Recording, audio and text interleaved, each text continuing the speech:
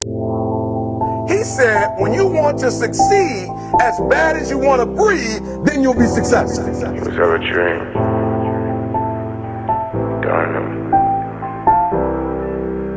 Hi, I'm Ubong Matthew, founder of An Hour with a Manager. This platform was created to solve a real challenge we saw across African professional spaces, which is the gap between ambition and structured leadership. Because a better manager will build a better Africa, and the world needs both.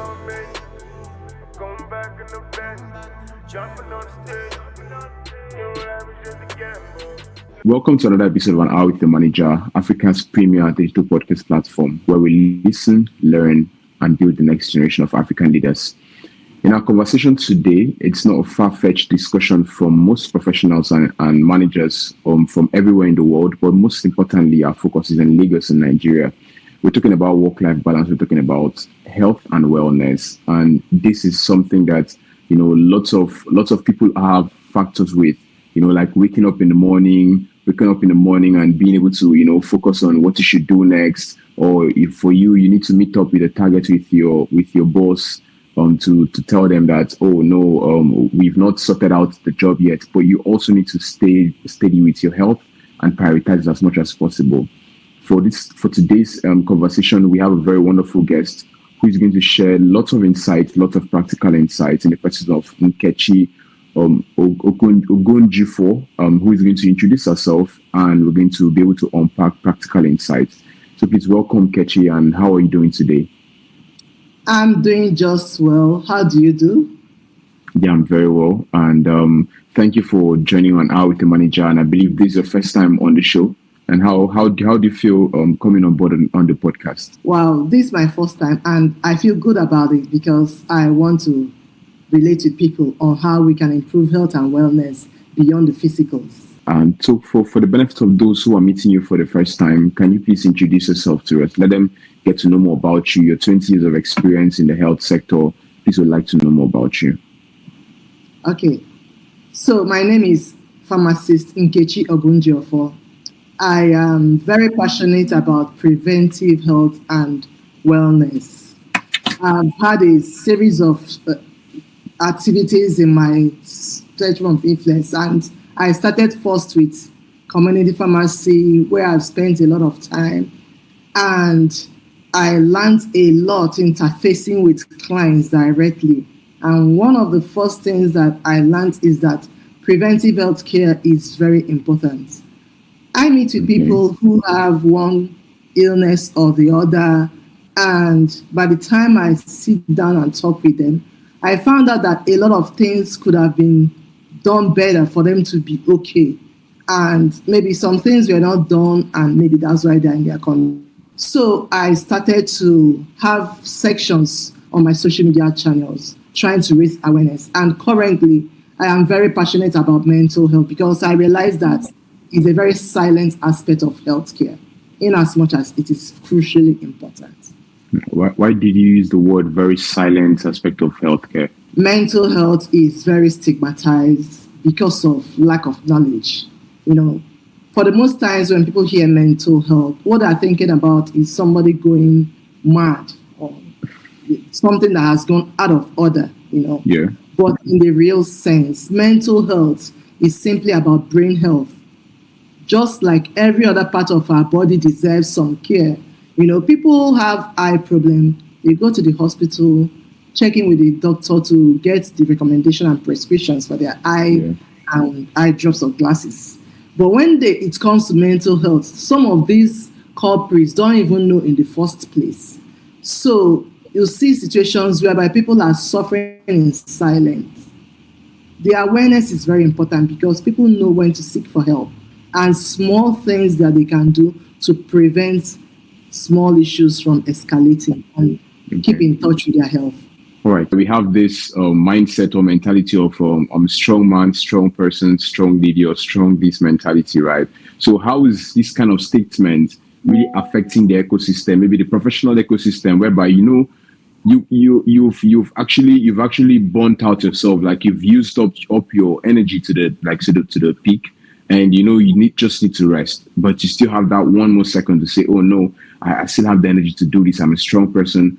how is such mindset, right? How is it affecting leaders and professionals in the space, especially here in Lagos? Thank you for that lovely question. So, strong is a word that is often confused with silence. And what do I mean by that? When somebody says that he feels that he is strong and is going all the way, bearing all the pressures and, trying to show very strongly, that is ignoring warning signs. You might not just be as strong as you might think. And for delaying such warning signs, you might end up paying the bills. So we want to feel that we want to take things within our stride. Yes. At some points when we are really tired, in as much as we want to show up strongly as executives, as CEOs, as professionals, but at the same time, the silent nudgings that our body is giving us, we don't want to ignore it. So most times what I share is mindfulness practices, some tidbits of what we can do to come to terms with ourselves and be able to continue the day. Maybe a glass of water, just stand up, take a walk around the office, go outside, allow the fresh air to hit your face. This will help you to reset and allow you to continue showing up. Are there some other mindfulness practices that you think you would like to maybe share that you think has been very, very effective you'd like to share with our audience? Sure. Mindfulness practices, there are many of them, and most you don't need any equipment. You don't really need any equipment to indulge in them. One could be just breathing exercise. For instance, you just got to the office and you're chanced with your boss. He just reminded you that an email you've not attended to from the previous day, and it just hits you like that. One of the things you could do at that moment is to do a quick breathing exercise. It works. Just taking 4 seconds to breathe in deeply, hold the breath for another 4 seconds, and then exhale gently for about 6 seconds. This will help you to feel in control. And some other practices also exist. It could just be mentally getting in touch with things that are in your environment. We call it grounding exercises. Look around, think about things you can see, things you can touch, things you can feel, things you can even smell. All those things will help you to bond with your presence and bring you back to reality. So for yourself, right? For yourself being a health practitioner for the past 20 years, right? When you talk about grounding, I know I've on one of our conversations last year or year before last, we hosted Dr. Patrick Ijerere. So he shared a couple of things with regards to grounding. But what do you think about, what's your own take on in terms of grounding, and how do you think grounding, right, is effective for professionals? Why do you think grounding is something very good? Because I think it's a really, really important point that more professionals should also be aware of. Let me say that nature is a gift to us. Okay, nature is a gift, and nature is endowed with all we need to exist peacefully and harmoniously. Most of us, we don't take note of these things.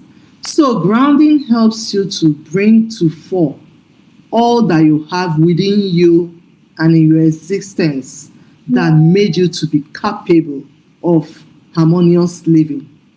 You get, by the time you think about things you can feel, you have the senses of touch, smell, sight, and all the other senses in you that can make you to be a whole being.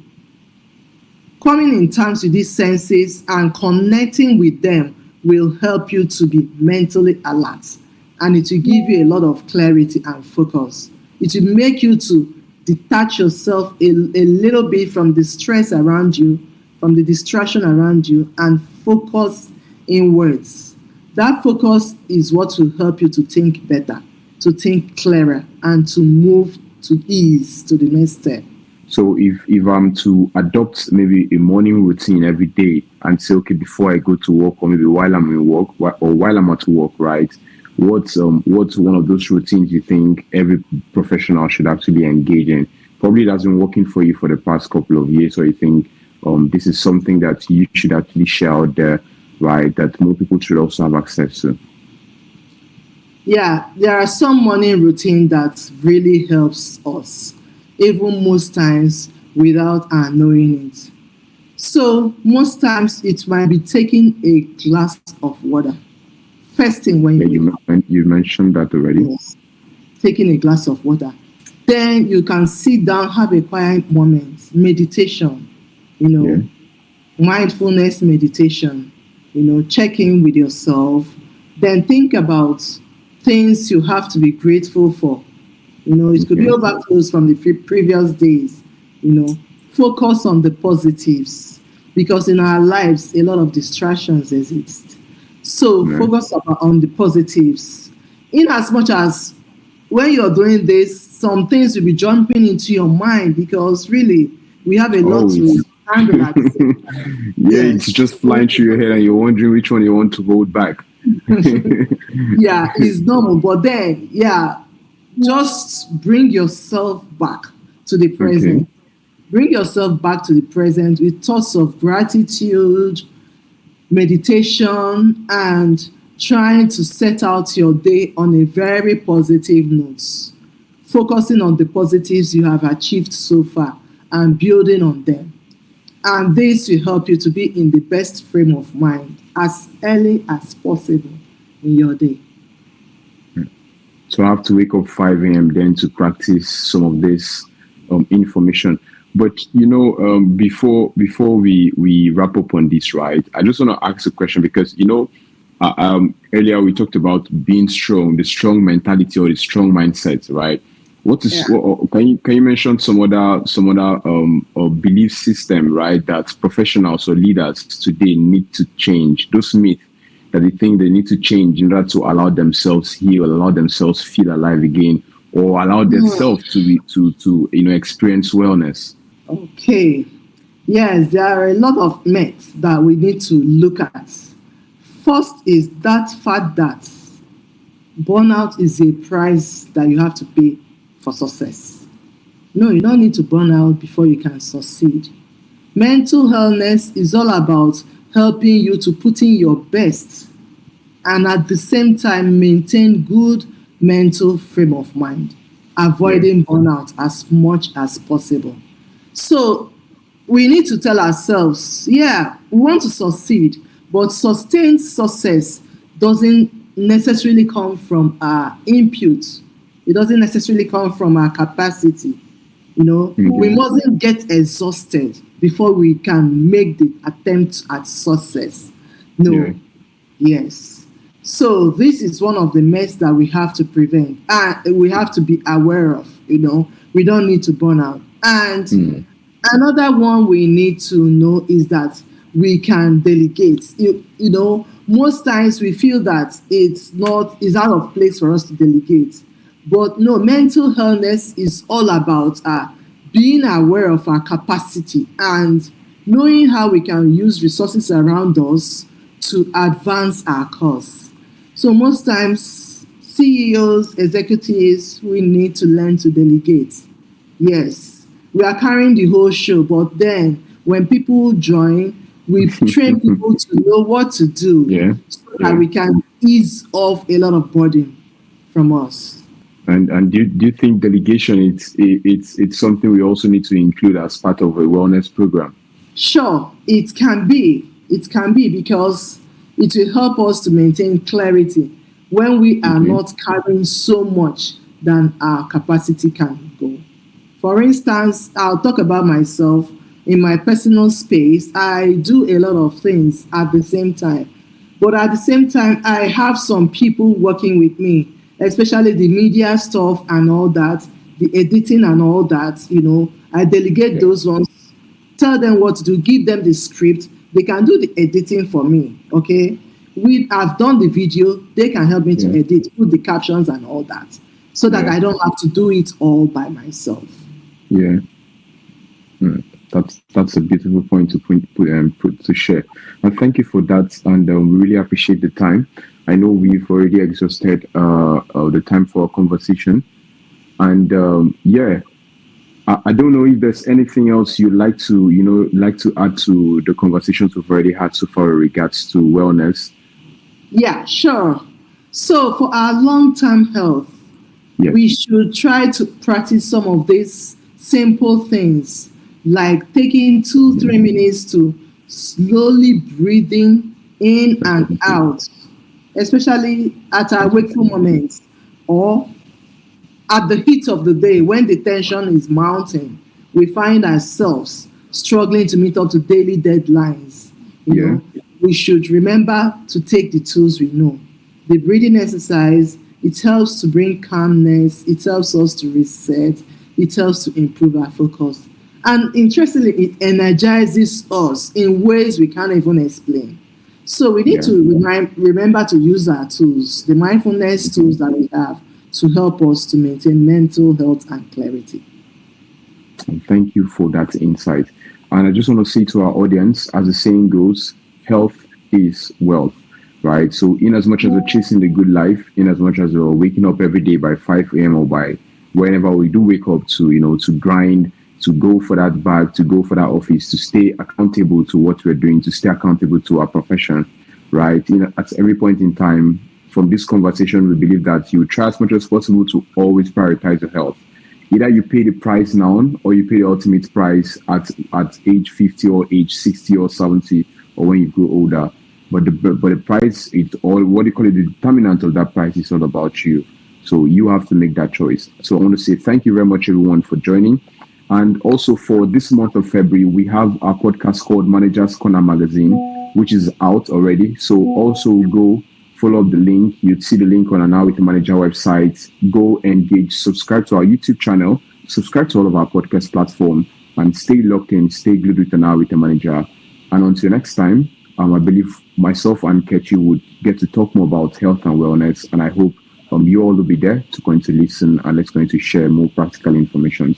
Thank you very much for your time, Nkechi. And I look forward to having you again next time.